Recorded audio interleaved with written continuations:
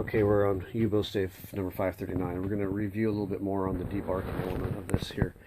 I had mentioned earlier about this area right here. So all of this is going to be affected. This is the depth of here. My priority location, I'm going to eliminate this. But I'm going to get this stave where it's nice and clean back. And the depth will be done. I don't know if you can see that there or not. It'll be done according to this depth right here. So I'm working off of that. That'll be, and it looks like it's right on the very back of the first growth ring on the bow stave. Like I said, I don't know if I'll have to chase a ring. I'll be able to determine that if it's tillering and it's remaining really stiff and I'm losing too much compression. Compression material. I will have to remove some of the tension material, which would be the sap line will have to be taken down some.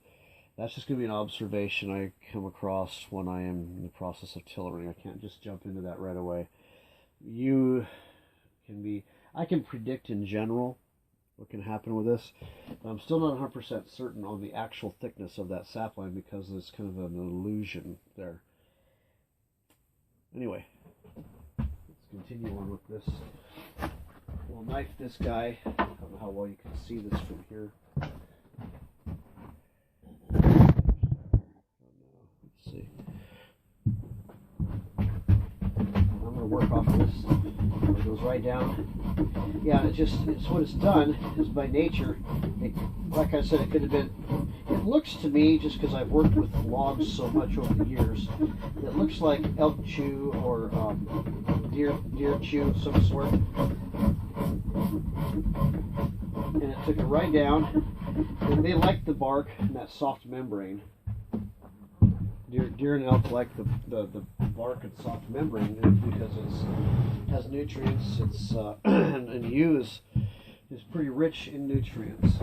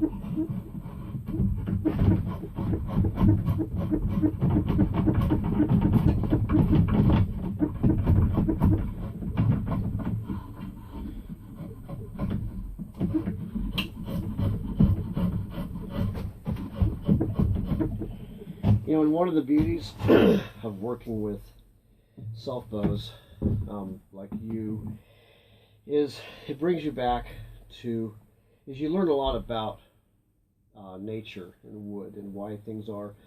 For example, this elk chew, I was giving you an example of. I'm positive this is what it is. As a deer went up and nipped on it. As you sort of kind of engage in your mind about where this thing came from. You know, its origins and what you are now using for, and you're now in command of it becoming a weapon for hunting, for comradeship shooting, field shooting, whatever you choose to use it for. But you know, when you become connected to nature, such as this is the beauty of self bows. It's nature, nature, and physics all coming together. But it's sort of a special bond with its past, its history. And you know, we live in such a noisy, polluted, loud environment that we lose track of all of this. Our heads are banging with sound and insanity to the point where we no longer have a connection with where this piece of wood came from and its origins. So the real beauty of becoming involved with making at least one of your own self bows, or learning about it, is, you know, there is a very special connection that we have lost and that we no longer appreciate as a culture. And it's really sad that we've lost that as people. Because as simple as this looks, as mundane as it appears to some people, there's a lot of things going on here from start to finish, much more than meets the eye.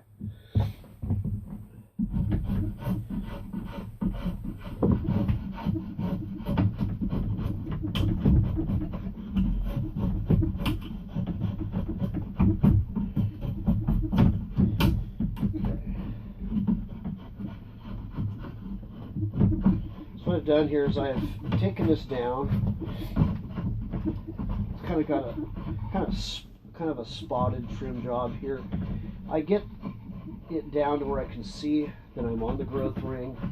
I've got this surface where it's the majority, you know, I get it like 85 or 90%, however you would gauge that, on the surface removal, because I'll be marking this, shaping it down, and I will sand it down, and it's pretty cleared. You can tell if you've broke through a growth ring. There's different colorations. The gouges are deep. You want to avoid violating that as much as possible. This is just a very basic rough idea here. There's that spot right there I showed you right here. It's right. It's stopped right at the back of the bow, right on the growth ring. Some of the membrane is still left, but I don't get carried away with this. I'll trim it down like this. I'll continue this all the way down the stick, and then we'll begin the next process. Like I mentioned earlier,